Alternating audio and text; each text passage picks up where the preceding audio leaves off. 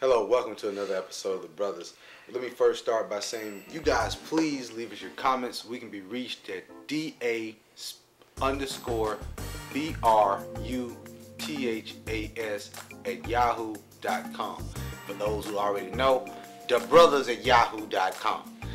Okay, this is episode 4. We are rolling right along. I want to start the show off today by saying, y'all, I am tired. Rich, you tired? Tired, man. Tired. Been up since 7:30 this morning, and it's 9 o'clock now. I've been going non-stop. Non-stop, baby. Allergies Non-stop. hit me. We in Atlanta, Georgia, and the pollen is crazy, man. Man, the air was yellow today. I'm not joking. After the rain, the air was yellow. But we digress. But I wanted to say this. Today, as you guys may know, our little tag on our show is intellectual freestyle. So, by and large, I'm going to invite you to grab you a cup of dark drink for the next 30 minutes.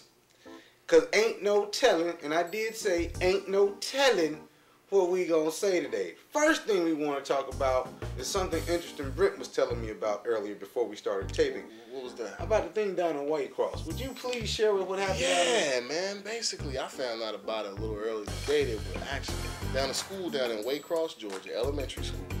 A group of third graders. So third graders, you figure most of these kids are 9 years old. Maybe a few of them might be 10. But for the most part, 8, 9, from anywhere from 8 to 10 years old in age.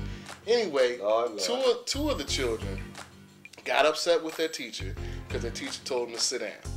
So the next day, they come back to school, recruit 7 others. So now you have a total of 9 children.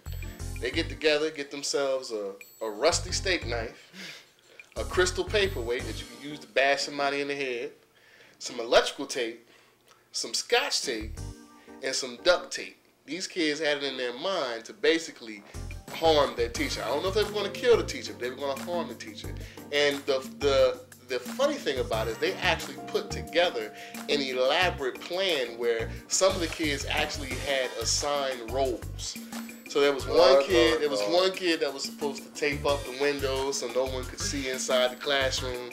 Then after they killed the teacher or harmed the teacher, whatever they were going to do to the teacher, they had another kid that was assigned to actually clean the mess up.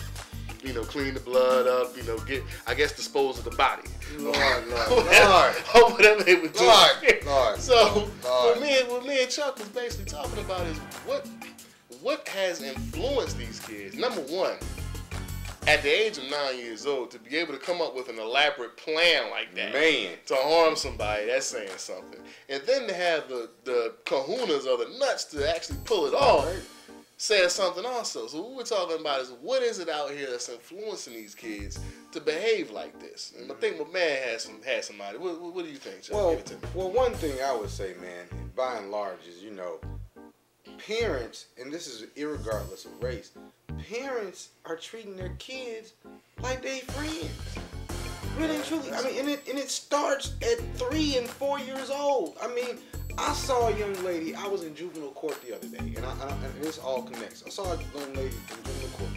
This young lady was 14 years old, had some fingernails, y'all, that had airbrush, and it looked like Picasso had done a number on her hand. So it tells you what the priorities are right up front. Okay, I got you. And her shoes were running over. Her hair wasn't done, which is typical of a 14-year-old kid, but I'm like, why would your mama allow you to spend the money she earned on that, other than the fact your mama went and got her nails done, and you wanted your nails done, and she said, okay, girl, I'm going to get your nails done. Not to mention the fact the child's in juvenile court. And she got her charged at 14 years old.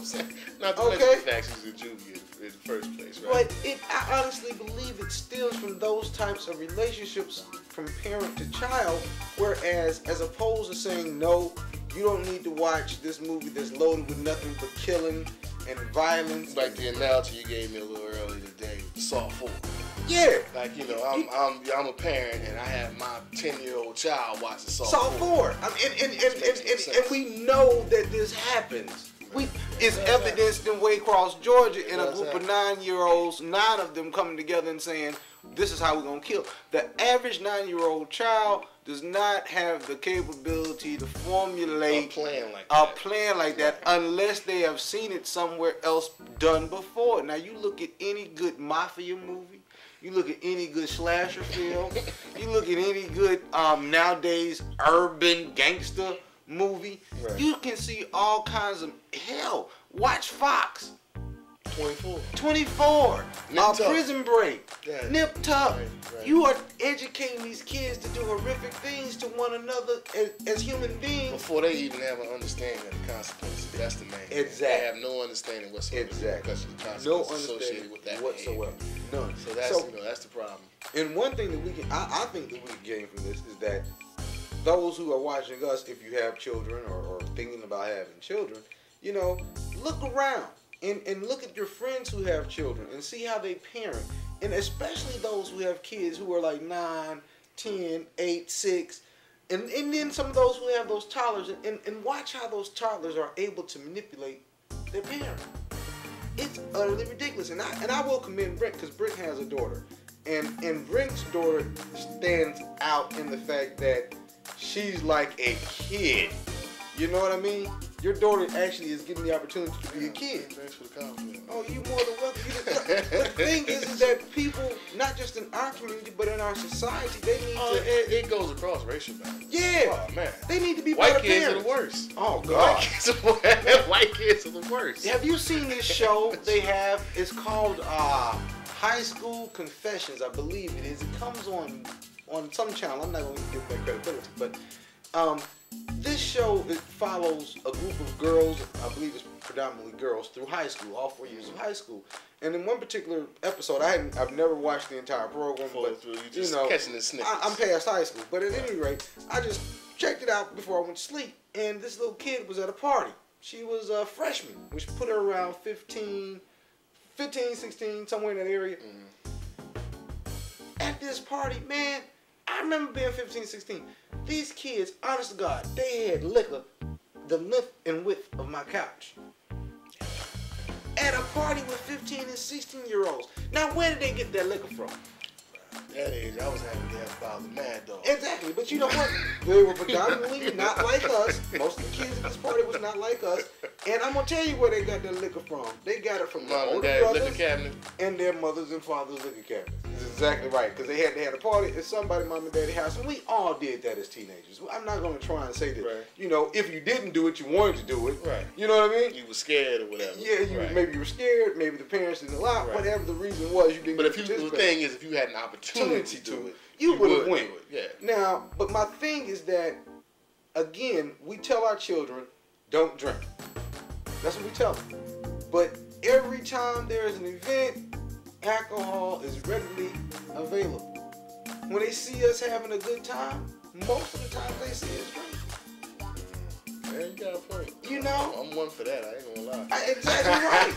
So, and I mean, and I was exposed to it early. I'll be the first one to admit to that. I'm one for that, man. I will take a drink, and I have taken a drink in front of my daughter. I'm not gonna. Now, I will say this: my daughter, she has a way of reprimanding me about it in a sense. You know, she'll like, "Daddy, why are you drinking?" And she'll be in my ear, man. You know, talking me down. Just ruining your drink. Yeah. So I have to send her away. You know, go to your room. You know what I'm saying? Daddy's taking his medicine.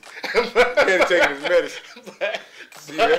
But I will say this though, man. I think like even I came up in the same type of environment you did. It's the fact that, you know, I would go to a party with my mother and father, family party, all the uncles and cousins and everything, and all my pops' first cousins and his brothers and all of them would be drinking. You know, so and they having a blast. Yeah, they was having a blast. Yeah, but you tell me at 18, 17, 16, don't drink. Man, true. You know, something wrong with that. But at any rate, I thought that the whole thing about the murder concept, I mean, I'm a lawyer. That's premeditated murder up and down and just too young to be charged. Just too young to be charged. That's the only thing that's probably keeping them from facing some serious charges. And you know what? I don't know what race these children were or were not, but I would love to know what would happen if the majority of them were African American. They would change the laws? Like I said, I just would love to know. I don't know. I'm not saying that I have any idea. You talking about legislation being passed? I'm not saying about I don't have any idea what race these children were or were not. But I would really love to know what the situation would be had they been Afro